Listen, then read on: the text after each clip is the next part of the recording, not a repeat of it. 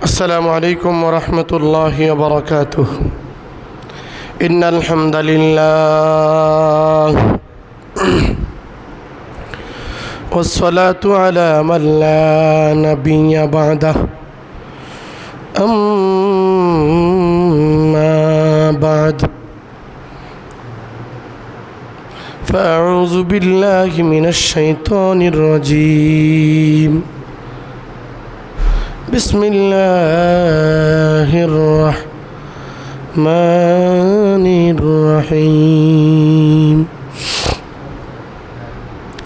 والعصر إن الإنسان لفي خسر إلا الذين آمنوا وعملوا الصالحات وتواصوا بالحق وتواصوا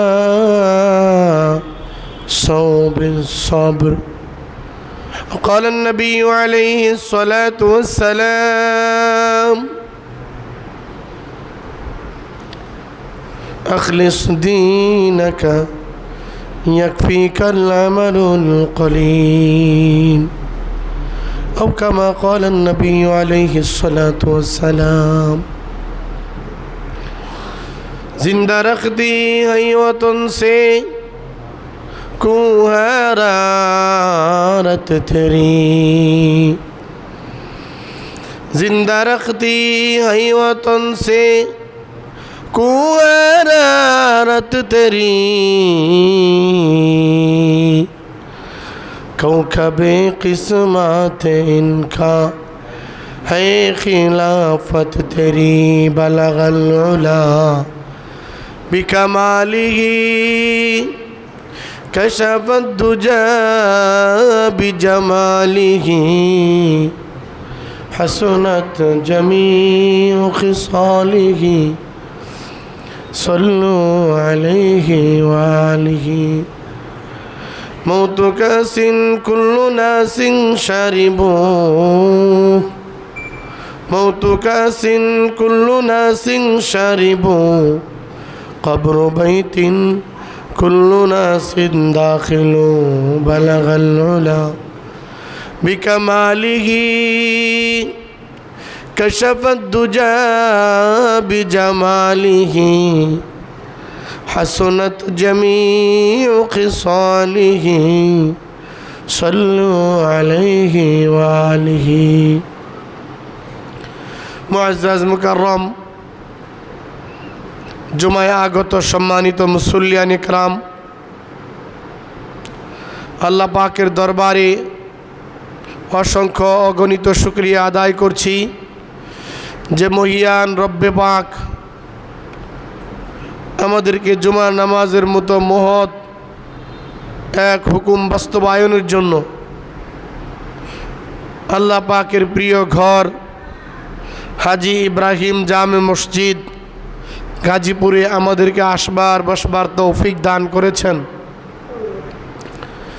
এই জন্য অন্তরের অন্তঃস্থল থেকে শুকরিয়া আদায় করি, বলি আলহামদুলিল্লাহ। প্রিয় হাজিরিন, মহাগ্রন্থ কুরআনুল কারীমের 114টা সূরার ভিতর থেকে সবচেয়ে ছোট দুইটা সূরা, সূরা আসর, সূরা ইখলাস, সূরা কাউসার, এর ভিতর থেকে সূরাতুল আসর আপনাদের সম্মুখে তিলাওয়াত করেছি। আল্লাহ তাআলা যদি চান কোরআন ও হাদিস থেকে সূরা আসরের উপরে দু চারটি কথা বলার চেষ্টা করব ইনশাআল্লাহ। প্রিয় হাজিরিন, সপ্তাহের একদিন জুমার নামাজ, অল্প সময় আমরা এখানে থাকি, ঘন্টা আধা ঘন্টার সময় থাকি। এই সময়গুলোতেও অনেক মুসল্লিকে দেখা যায় আলোচনা করতে, কথাবার্তা বলতে, ঘুমাতে, ঝিমাতে। এগুলো পরিহার করে মুক্ত মনে শান্ত চিন্তা নিয়ে ঠান্ডা মেজাজে দু চারটি কথা শুনলে আশা করি আপনাদের জন্য উপকার হবে।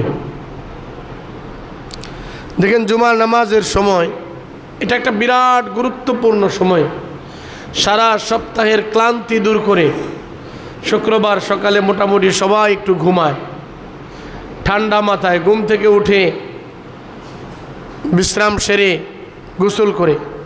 গোসল করে ফুরফুরে মেজাজে সুন্দর পোশাক পরিধান করে আতর সুরমা লাগিয়ে আমরা জুমার নামাজে আসি। এই টাইমে আমাদের মেজাজটা ফুরফুরা থাকে। এই টাইমে খতিব সাহেবগণ, ইমাম সাহেবগণ যেই কথাগুলো বলেন, যে মসজিদেই আপনি নামাজ আদায় করেন, মনোযোগ সহকারে আপনি শুনলে অনেক কিছু ইসলামের গণ্ডির ভিতর থেকে জানতে পারবেন। আর যদি গতানুগতিক সর্বসাধারণ মানুষের মতো এসে বসে গেলেন, ঝিমাইলেন, ইমাম সাহেব আল্লাহু আকবার বলল, আপনি দাঁড়ায় নামাজ শুরু করলেন, বছরকে বছর যাবে, যুগকে যুগ যাবে, কিছুই আপনি শিখতে পারবেন না। আল্লাহ তাআলা শেখার নিয়তে, আমলের নিয়তে বুঝার তৌফিক দান করেন। জুড়ে বলেন আমিন। প্রিয় হাজিরিন, কোরআনুল কারীমের সূরাতুল আসর, আসর শব্দের অর্থ হচ্ছে যুগ, সময়, কাল। কোনো ব্যক্তির কথাকে গুরুত্বপূর্ণ বোঝানোর জন্য ব্যক্তি এটাকে বলে, এটা সত্যি সত্যি 3 সত্যি বলে না ভাই, বিশ্বাস কর,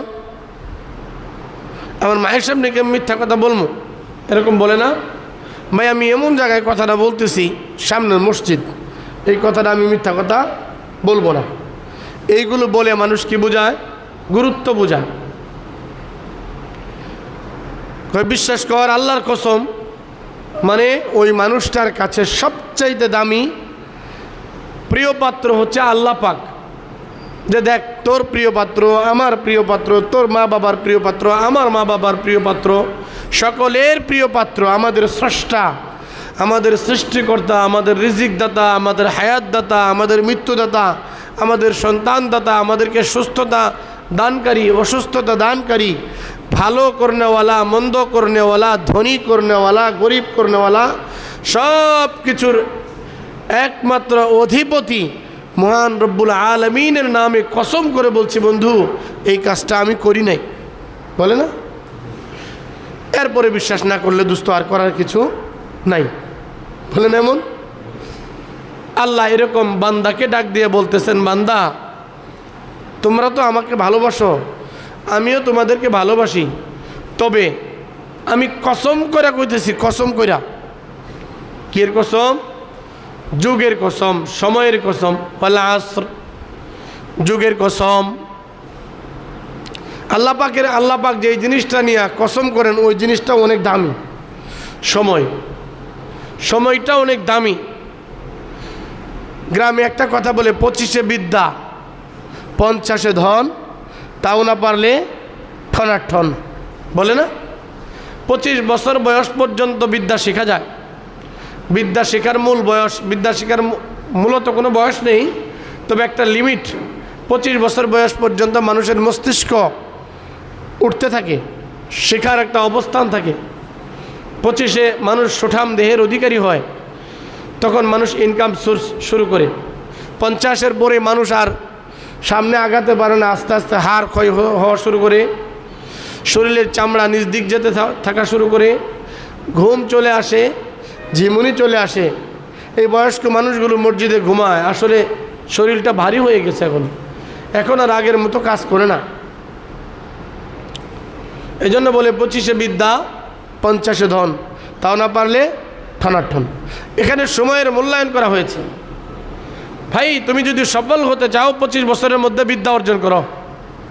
তুমি যদি সফল হতে চাও 50 বছরের ভিতরে সম্পত্তি অর্জন করো। তুমি ভাববা 50 বছরের পরে আমি সফল হব, এটা সফল হওয়ার সময় না। 50-এর পরে আখের গুছাও, দ্রুত শেষ করো, মাহফিল শেষ করো, কবরে যেতে হবে। আল্লাহ সময়ের কসম করলেন, এজন্য সময়টা 3 ভাগে বিভক্ত। অতীতকাল, ভবিষ্যৎকাল, বর্তমানকাল। অতীতকাল, বর্তমানকাল, ভবিষ্যৎকাল। কথা ঠিক বললাম না? ঠিক বললাম? অতীত যত অতীত হয়েছে আমার পূর্বে এই মসজিদে আসার আগ পর্যন্ত, বাকি 30 বছরের জিন্দেগি অতীত। ভবিষ্যৎ থেকে খোয়ায় খোয়ায় নিচ্ছি, রানিং চলছে, এটাকে বলে বর্তমান। মূলত সময় দুইটা, অতীত ভবিষ্যৎ। তবে অতীত তো অতীত, ভবিষ্যৎ থেকে খোয়ায় খোয়ায় নেওয়াটার নাম হচ্ছে বর্তমান। আল্লাহ বলেন অতীতে যা করেছ তার একজন মানে দৃশ্যপট সাক্ষী সময়। তুমি কি করেছ না করেছ, তোমার বাপদাদারা কি করেছে না করেছে। আগে ছিলা গরিব, এখন হয়েছ ধনী। আগে ছিলা ধনী, এখন হয়েছ গরিব। আগে ছিলা বেনামাজি, এখন হয়েছ নামাজি। এই সব কিছুর একজন বাস্তব সাক্ষী হচ্ছে সময়, অতীতের সময়। বর্তমানে কি করছো এটাও একটা সাক্ষী, ভবিষ্যতে কি করবে এটাও একটা বড় সাক্ষী। ঠিক না ঠিক? ওয়াল আসর, আল্লাহ তাআলা ডাক দিয়ে বলেন সময়ের কসম, ইন্নাল ইনসানা লাফি খুসর, অধিকাংশ মানুষ ক্ষতিগ্রস্তের ভিতরে রয়েছে। আল্লাহ আগে বললেন সময়ের কসম। সময়ের কসম খেয়ে সময়ের গুরুত্বটা আল্লাহ মানুষকে বোঝাইলেন। সময় 3 ভাগে বিভক্ত, অতীতকাল তোমার সাক্ষী রয়েছে, বর্তমানকাল তোমার সাক্ষী, ভবিষ্যৎকাল তোমার সাক্ষী। এই জন্য ভাই সময়ের সদ্ব্যবহার করার চেষ্টা করি। কবির ভাষায় বলছেন, খেলায় মজিয়া শিশু কাটিও না বেলা, আপনার সময়ের প্রতি কবু করিও না খেলা। তাই বলে বৃথাকাল করিও না ক্ষয়, আপনার কাজ করো থাকিতে সময়। খেলায় মজিয়া শিশু কাটিও না বেলা, আপনার সময়ের প্রতি কবু করিও না খেলা। আজি যে সময় গত হইল তোমার, তাহা ফিরিবে না পুনরায়, তাহা আসিবে না আর। তাই বলে বৃথাকাল করিও না ক্ষয়, আপনার কাজ করো থাকিতে সময়। বুঝতে পারছেন ভাই? যেটা হয়ে গেছে তো গেছে, এখন থেকে আমাকে সময়ের মূল্যায়ন করতে হবে।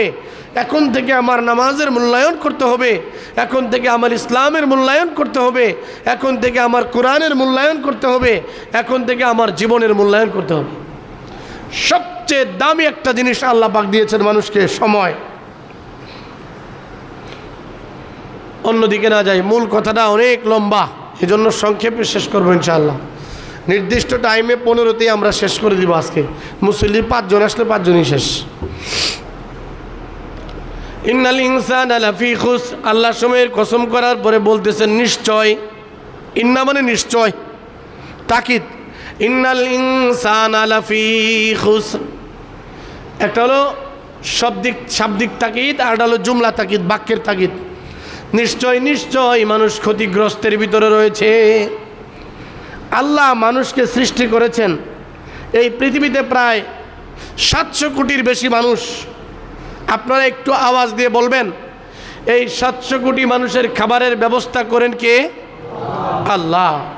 এই 700 কোটি মানুষ প্রতিদিনে হাজার লক্ষ বার শ্বাস প্রশ্বাস গ্রহণ করতেছেন, ছাড়তেছেন, এই আকাশের নিচে চলছেন, জমিনের উপরে হাঁটছেন। এই সব কিছুর অধিপতি কে? আল্লাহ। দেখেন আল্লাহর কথাটা কত সত্য, আল্লাহর কথা কত সত্য। ওয়াল আসর, সময়ের কসম, ইন্নাল ইনসানা লাফি খুসর, অধিকাংশ মানুষ কিন্তু ক্ষতিগ্রস্তের ভিতরে রয়েছে। 700 কোটি মানুষের ভিতরে আল্লাহ পাকের সেজদাকে স্বীকার করে, মানে ইসলাম গ্রহণ করেছে, মুসলমান দাবি করে 200 থেকে 250 কোটি মানুষ। আল্লাহর দেওয়া জান দিয়ে চলছে, আল্লাহর দেওয়া হাওয়া বাতাস খাচ্ছে, আল্লাহর দেওয়া রিজিক খাচ্ছে, আল্লাহর দেওয়া জমিনের বুক চিরে রিজিক বের করে খাচ্ছে, আল্লাহর দেওয়া মাছ খাচ্ছে, আল্লাহর দেওয়া মাংস খাচ্ছে, আল্লাহর দেওয়া শ্বাস প্রশ্বাস গ্রহণ করছে। অথচ 700 কোটির ভিতরে আল্লাহকে স্বীকার করেন মাত্র 200 থেকে 250 কোটি। বাকি 450 থেকে 500 কোটি মানুষ আল্লাহকে মানে না। আল্লাহর কথা সত্য তো? আল্লাহ এরপরে বলেন, ইল্লাল্লাযীনা আমানু ওয়া আমিলুস সালিহাত ওয়াতাওয়াসাউ বিল হাক্কি ওয়াতাওয়াসাউ বিস সবর। তবে চারটি কাজ যারা করতে পারবে তারা সফল কাম। এই পৃথিবীর মানুষ, তোমরা জেনে রাখো, সময়ের কসম করে আমি বললাম, নিশ্চয় মানুষ ক্ষতিগ্রস্তের ভিতরে রয়েছে অধিকাংশ মানুষ। আজ দেখেন, বড় আফসোস করে বলতে হয়, 250 কোটি মানুষের ভিতরে 100 কোটি মানুষও কি নামাজ আদায় করে? বলেন, নামাজ আদায় করে? করেন। ফজরের নামাজে মুসল্লি পেয়েছি 2 জন, বাকি ছিল 5-6 জন ছাত্র। এই অঞ্চলে অনেক মানুষ ছিল যারা ফজরে আসতে পারতেন। আপনারা মুমিন দাবি করেন অথচ ফজরের নামাজ আদায় করেন না। আল্লাহ ডাক দিয়ে বলেন, সময়ের কসম বলছি না আমি, তুমি যা কাটাইতেছো এটা সাক্ষী তোমার সাথে সময় রয়ে গেছে। তুমি কাকে ফাঁকি দিচ্ছ? তোমার প্রতিটা শ্বাস প্রশ্বাসকে তুমি ফাঁকি দিতে পারবা, সময়কে ফাঁকি দিতে পারবে না।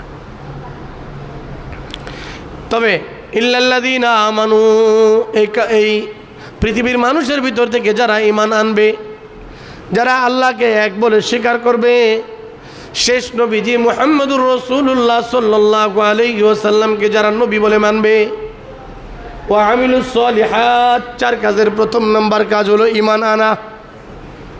4 কাজের প্রথম না কাজ কি ভাই? ঈমান আনা। চলুন আমরা ঈমান কেন বয়ান করি। লা ইলাহা, বলেন, লা ইলাহা ইল্লাল্লাহু মুহাম্মাদুর রাসূলুল্লাহ, লা ইলাহা ইল্লাল্লাহু মুহাম্মাদুর রাসূলুল্লাহ। আল্লাহ তাআলা ছাড়া কোনো ইলাহ নেই। মুহাম্মাদুর রাসূলুল্লাহ সাল্লাল্লাহু আলাইহি ওয়াসাল্লাম আল্লাহ তাআলার বান্দা ও রসুল। নবীর পরে আর কোনো নবী নাই। শেষ নবীজি মুহাম্মদুর রাসূলুল্লাহ সাল্লাল্লাহু আলাইহি ওয়াসাল্লাম দুনিয়ায় এসে নবুয়তের দরজায় চিরতরে তালা লাগিয়ে দিয়েছেন। এই কথার প্রতি বিশ্বাস স্থাপন করা আমরা করেছি। আল্লাহ আমাদেরকে তৌফিক দান করেছেন। আল্লাহ তুমি সাক্ষী থাকো, আমরা ঈমান এনেছি, ঈমানের বিনিময়ে তুমি আমাদেরকে জান্নাত দান করিও, বলেন আমিন। 2 নম্বর কাজ, ওয়া আমিলুস সলিহাত, সৎ কাজ করতে হবে। সৎ কাজ, ভালো কাজ করতে হবে। ভালো কাজ করতে হবে, নামাজ পড়তে হবে, রোজা রাখতে হবে, হালালভাবে চলতে হবে, হারাম থেকে বিরত থাকতে হবে, সুদ থেকে দূরে থাকতে হবে, অন্যায় থেকে দূরে থাকতে হবে, জিনা থেকে দূরে থাকতে হবে, ভালো কাজ করতে হবে। যত রকমের মন্দ কাজ আছে, মন্দ কাজ থেকে, ফারেক থেকে ওয়া আমিলুস সলিহাত, সৎ কাজ করা। সৎ কাজের সর্বনিম্ন কি? রাস্তা থেকে একটা কাঁটা সরায় দেওয়া হচ্ছে সর্বনিম্ন সৎ কাজ। রাস্তা থেকে ও আদনা ইমাতাতুল আযা, রাস্তা থেকে মানুষের কষ্ট হয় এরকম একটা কাঁটা সরায় দেওয়া হচ্ছে সওয়াবের কাজ। আল্লাহ তাআলা যেন আমাদেরকে সৎ কাজ করার তৌফিক দান করেন। 3 নাম্বার, ওয়া তাওয়াসাউ বিল হক, সত্যতার সাথে থাকা, সত্য কথা বলা, সত্যের পক্ষে থাকা বড় কঠিন কাজ। এটা অনেক কঠিন কাজ। সত্যের পক্ষে থাকাটা অনেক কঠিন কাজ। বর্তমান সময়ে একটা অন্যায় কাজ পরিষ্কার দেখা যাচ্ছে, এরপরও জি ভাই জি ভাই জি ভাই, জি ভাইয়ের যুগ তো চলতেছে না। এখন জি ভাইয়ের যুগ চলতেছে। কত বড় পাগল মানুষ! এই যে আপনারাই এত বড় পাগল। একটা বিরিয়ানির প্যাকেটের জন্য দিনের পর দিন আমি ছুটছি, মিছিলে ছুটছি। মুয়াজ্জিন হাইয়া আলাস সালাহ বলেছে, ইমাম সাহেব আল্লাহু আকবার বলেছে, মাঝখানে আমার জানাজা। অথচ আমি একটা বিরিয়ানির প্যাকেটের জন্য 3-4 ঘন্টা 5-6 ঘন্টা সারা দিন। আমার ভাই, তোমার ভাই, আমার ভাইয়ের চরিত্র ফুলের মতো পবিত্র, অথচ সে জানে চুরি করে। সেও জানে চুরি করে, সেও জানে যে এই লোকটা জিনাখুর, সেও জানে এই লোকটা মদখোর, এই লোকটা নেশাখোর, সে পরিষ্কার জানে। এরপরেও বলে আমার ভাইয়ের চরিত্র ফুলের মতো পবিত্র। প্রত্যেকটা কথায় কথায় মিথ্যার গুনাহ হচ্ছে এবং সময়ের মূল্যায়ন তুমি ভাই করছো না। মাথাটা কোথায় চলে গিয়েছে আমাদের? ওয়াতাওয়াসাউ বিল হক, সত্য কথা বলবো তো দূরের কথা, মিথ্যাকে আমরা কমপ্লায়েন্স করি, মিথ্যাটাকে এস্টাবলিশ করার চেষ্টা করি। বর্তমান সময়ে আমাদের এক কবি বলে গেছেন, তেলা মাথায় তেল মারিয়া, যে এখন তেলের মাথায় তেল মারতেছে। আমি জানি এই লোকটা ভালো না, এরপরও জি ভাই আপনি খুব ভালো মানুষ, আপনার চরিত্র ফুলের মতো পবিত্র। বলছি কি বলি না আমরা? এখন এই সময়টা চলে আসছে না ভাই? আমি একটা নেতার পিছনে ঘুরে, একজন এমন ব্যক্তি যার এখান থেকে একটু দূরে গেলে কোনো মূল্যায়ন নেই, অন্য এলাকায় গেলে কোনো মূল্যায়ন নেই, তার প্রশংসা গাওয়ার জন্য সকাল থেকে সন্ধ্যা পর্যন্ত আমি দৌড়াচ্ছি। অথচ আমার রব আমাকে শেখায় দিলেন, সময়ের কসম, নিশ্চয় মানুষ ক্ষতিগ্রস্তের ভিতরে রয়েছে। মুয়াজ্জিন আমাকে নামাজের জন্য ডাকছে, ইমাম সাহেব আল্লাহু আকবার বলছে, মাঝখানে আমার কাপড়ের কাপড়টাও মনে হয় মসজিদে চলে আসছে, বাজারে আমার জন্য বাসও চলে আসছে, অথচ আমি এখনও বেখেয়ালি, এখনও বেপরোয়াভাবে আমি চলছি। ওয়াতাওয়াসাউ বিস-সবর, হক কথা যারা বলবে এদের সংখ্যাটা কম থাকবে। গত সপ্তাহে আমি বলছি, ওয়ালা বিকাউলি শাইরিন কলিলাম মা তুমিনুন, না না উমর, এটা কোনো কবির বানানো কাব্য নয়।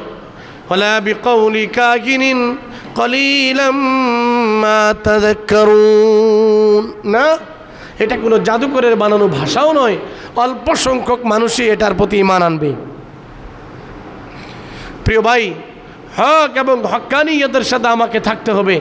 মনে রাখবেন, জীবনটা, মানুষ বলে হায়াত বাড়ে, আপনারা খুব চিন্তা করে বলেন তো হায়াত বাড়ে না কমে?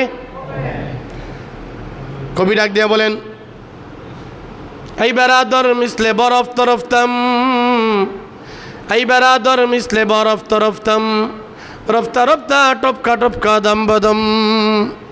এ তোমার হায়াতটা হচ্ছে একটা বরফ, একটা বরফ যেমন ফ্রিজ থেকে বের করার পরে তোমার হাতের ভিতরে রেখে দাও, আস্তে আস্তে কিছুক্ষণ পরে তুমি দাঁড়ায় থাকবা, দেখবা তোমার হাতটা বেহুশ হয়ে গিয়েছে, একটু পরে দেখবা হাত থেকে টপ টপ টপ টপ করতে পড়তে, ফোটা ফোটা পড়তে পড়তে বরফটা শেষ হয়ে যাবে, আর একটু পরে হাতটা গরম হয়ে যাবে রৌদ্রের তাপে। এটা হচ্ছে তোমার জীবন। তোমার জীবন, ছোট্ট জীবন, তোমার হাতে দিয়ে দেওয়া হয়েছে বরফের মতো। হায়াত বাড়ে না, হায়াত আসলে কমে। আপনাকে আল্লাহ তাআলা যে হায়াতটা দিয়েছিলেন 70 বছর বা 60 বছর, এই হায়াতের ভিতর থেকে 30 বছর চলে গেছে, 40 বছর চলে গেছে, 50 বছর চলে গেছে, 60 বছর চলে গেছে, অল্প সময় বাকি আছে ভাই। সামনে আসেন ভাই, সামনে আসেন, সামনে আসেন, সামনে আসতে ফায়দা বেশি। সামনে বসেন, সামনে বলেন, আই রমজান আলী সামনে আসো। হায়াতের জিন্দগিটা, সময়ের কসম আল্লাহ দিয়া বলছেন, হায়াতের জিন্দগিটারে মূল্যায়ন করো। হায়াতের জিন্দগিটাকে যদি মূল্যায়ন না করো, আফসোস করতে হবে, ক্ষতিগ্রস্তদের কাতারে তুমি পড়ে যাবা। ইল্লাল্লাযীনা আমানু, তবে যারা ঈমান আনয়ন করেছে, ওয়া আমিলুস সালিহাত, সৎ কাজ করেছে, 5 ওয়াক্ত নামাজ পড়েছে, রোজা রেখেছে, হালালকে হালাল জেনেছে, হারামকে হারাম জেনেছে, নেশাকে নেশা জেনেছে, ভালোকে ভালো জেনেছে, মন্দকে মন্দ জেনেছে, এবং দিন অনুযায়ী নিজের জীবনকে অতিবাহিত করেছে। ওয়াতাওয়াসাউ বিল হক, এবং কল্যাণের কথা বলেছে, সত্য কথা বলেছে, সত্যের পক্ষে থেকেছে। দুনিয়ায় যতই তেল মারেন না কেন, মরতে হবে, মরতে হবে, কবরে যেতে হবে। কবরে যাওয়ার পরে এমন গুর্জ মারবে, বলে হুজুর উপরের ওয়ার্ডার, উপরের ওয়ার্ডার, উপরের ওয়ার্ডার, গ্রেপ্তার করতে হবে, কোনো কথা চলবে না।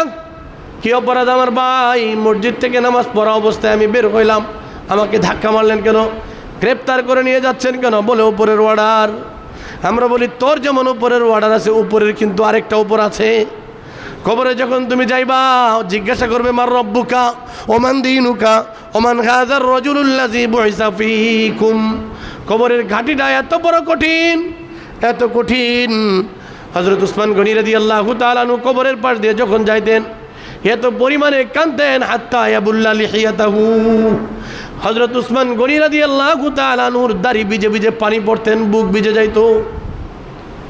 এ কবরের বই করো, নেক কাজ করো এবং ঈমান আনয়ন করো এবং সত্যের পক্ষে থাকো।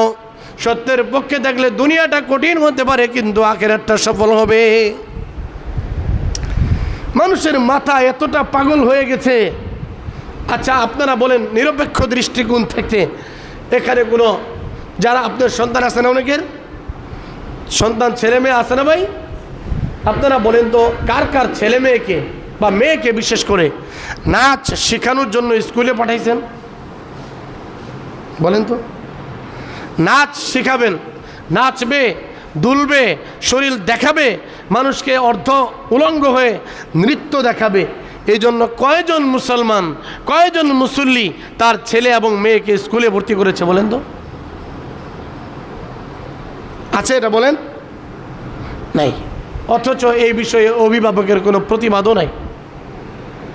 এখন বর্তমান সময়ে আমরা যে সময়টা অপেক্ষা করছি চলছি, এটা তেল মারার সময়, তেল লাগানোর সময়, জি ভাই, জি ভাই বলার সময়।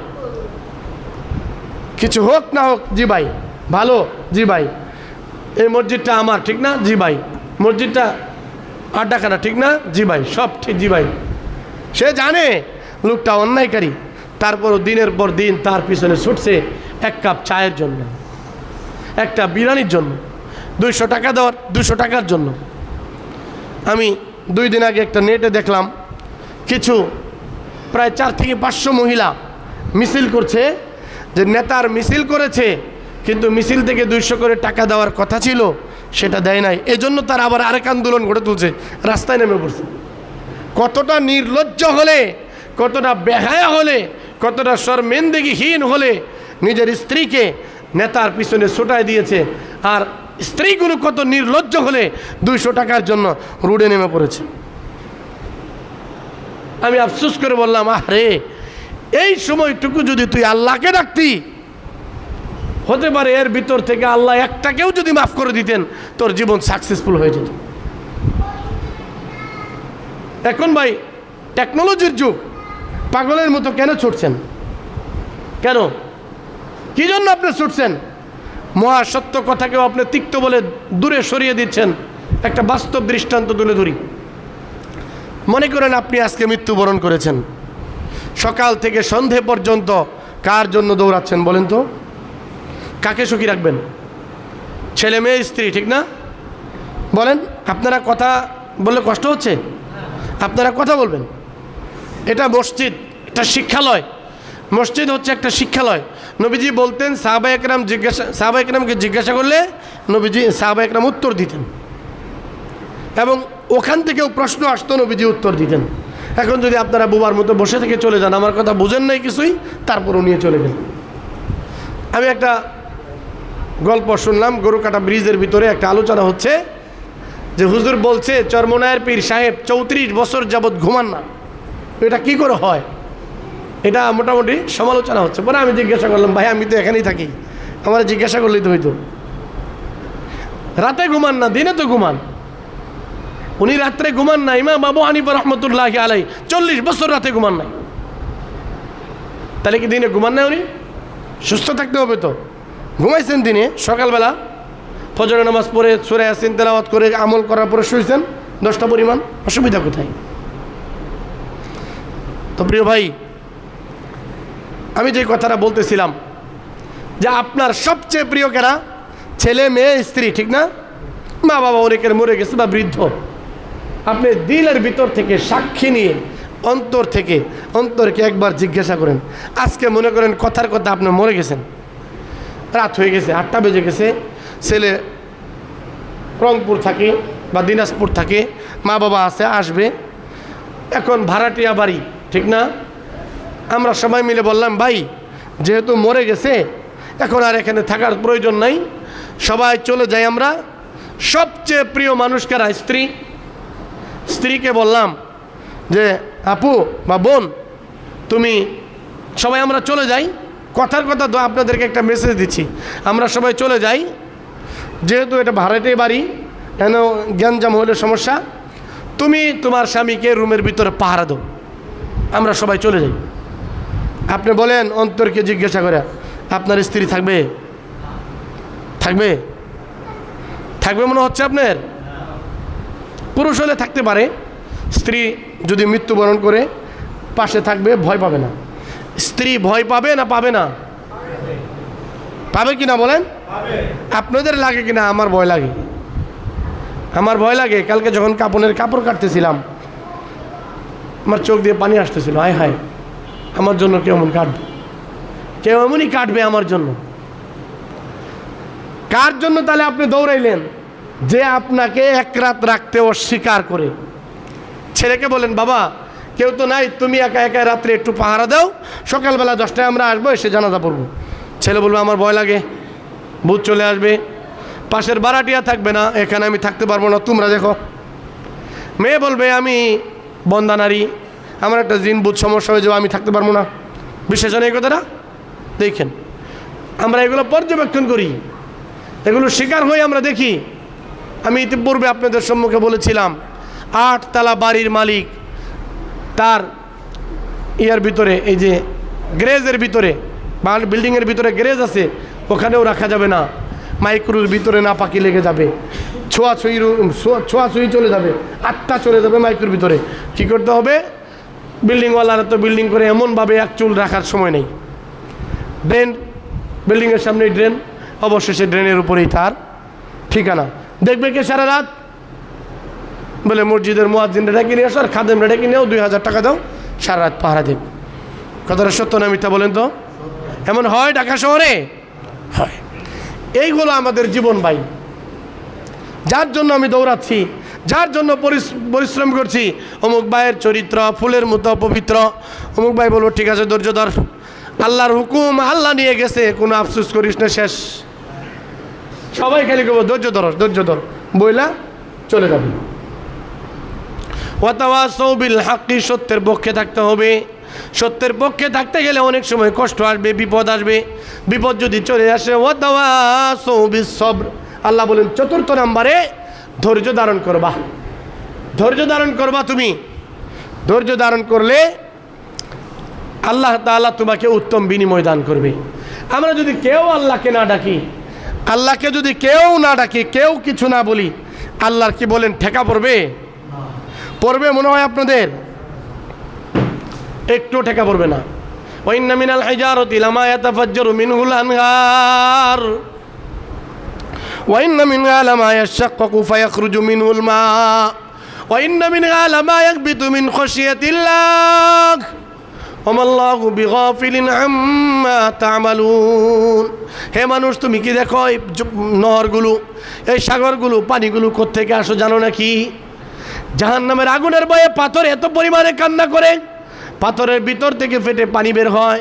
এই পানি ঝর্ণা দিয়ে বের হয়, এই ঝর্ণার পানি আস্তে আস্তে সাগরের ভিতরে ক্রন্দন করে করে ছেড়ে দেয়। এই পানিগুলো তুমি যা দেখো, এগুলো সাধারণ পানি নয়, এগুলো চোখের পানি। আল্লাহ কোরআন শরীফের মধ্যে স্পষ্ট বলছেন, ওয়া ইন্না মিনহা লামা ইয়াহবিতু মিন খাশিয়াতিল্লাহ, আল্লাহর ভয়ে পাথরগুলো কাঁদতে কাঁদতে অস্থির হয়ে যায়, ফেটে যায়। ওয়া ইন্না মিনহা লামা ইয়াশাক্কাকু ফায়াখরুজু মিনহুল মা, পাথর ফেটে তার ভিতর থেকে পানি বের হয়ে আসে। ওয়া ইন্না মিনহা লামা ইয়াহবিতু মিন খাশিয়াতিল্লাহ, আল্লাহর ভয়ে পাথরের ভিতর থেকে এত পরিমাণে ক্রন্দন বের হয়। একটা বাস্তব দৃষ্টান্ত বলি।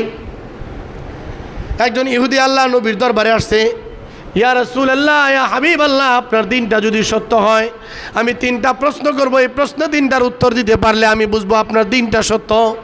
বলে সরি, আমি রসুলের নাম বলছেন, ওমর ইবনুল খাত্তাবকে বলছেন, হে আমিরুল মুমিনিন ওমর ইবনুল খাত্তাব, 3টা প্রশ্ন করব আমি, এই প্রশ্ন 3টার উত্তর দিতে পারলে বুঝবো তোমরা আপনার ধর্ম সত্য, আমি ঈমান আনবো। এখানে লাস্ট একটা মেসেজ দিব। বলছে ঠিক আছে, প্রশ্ন বলেন। হযরত ওমর চুপ আছেন, পাশে একটা 12 বছরের যুবক দাঁড়িয়ে আছেন। প্রথম প্রশ্ন, ওই জায়গাটা কোনটা? যেই জায়গায় পৃথিবীতে মাত্র একবার চাঁদ উঠেছিল, কিয়ামত পর্যন্ত আর কোনো দিন চাঁদ উঠবে না, ওই জায়গাটা কোথায়? 2 নাম্বার প্রশ্ন, ওই ব্যক্তিটাকে যারা যমজ ভাই ছিল, অথচ 100 বছরের হায়াত কম বেশ হয়ে গিয়েছে। যমজ ভাই কিন্তু হায়াত কম বেশ কত? 100 বছরের। ভাই যমজ কিন্তু হায়াত কত বছরের কম বেশ? 100 বছরের। 3 নাম্বার প্রশ্ন, ওমর ওই ব্যক্তিটাকে যে কবরের ভিতরে প্রবেশ করতে চায় নাই, কবর তার জন্য হা করেছিল। কবর এক পর্যায়ে কবরের ভিতরে নেমেছে, কিন্তু কবর তাকে রাখতে পারে নাই। 40 দিন পর্যন্ত কবর তাকে নিয়ে দৌড়াইছে। অবশেষ পর্যন্ত কবর তাকে পেটের ভিতরে রাখতে পারে নাই, কবর তাকে দুনিয়ায় ফেলে দিয়েছে। এই ব্যক্তিটাকে, এই 3টা প্রশ্নের জবাব যদি তুমি দিতে পারো, বুঝবো আমি তোমার ধর্ম ইসলাম সত্য এবং আমি ইসলাম গ্রহণ করব। এমন সময় 12 বছরের যুবক ছেলে ডাক দিয়ে বলে, ওমর আমিরুল মুমিনিন, আপনি যদি অনুমতি দেন আমি এই 3টা প্রশ্নের উত্তর দিতে চাই কোরআন ও হাদিসের দৃষ্টি থেকে। বলে, যুবক ঠিক আছে তুমি দাও। ছেলেটার নাম হচ্ছে আব্দুল্লাহ ইবনে আব্বাস রাদিয়াল্লাহু তাআলা আনহু, নবীজির চাচাতো ভাই। 12 বছরের যুবক ডাক দিয়ে বলে, আপনার 1 নম্বর প্রশ্নের উত্তর শুনেন।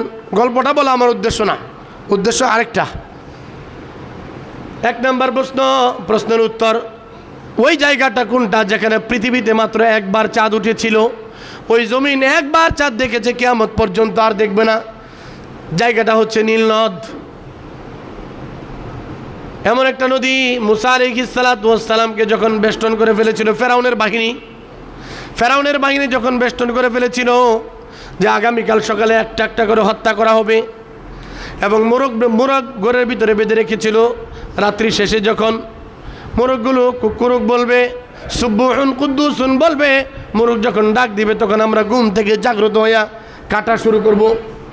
ওই দিন ফেরাউনের মোরগগুলো ডাকে নাই।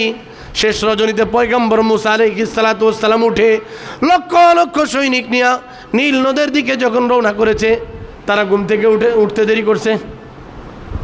ঘুম থেকে উঠতে দেরি করে না, 10টায় উঠে না? ভদ্রকায় হুজুর 10টার আগে ঘুম থেকে উঠা যায়?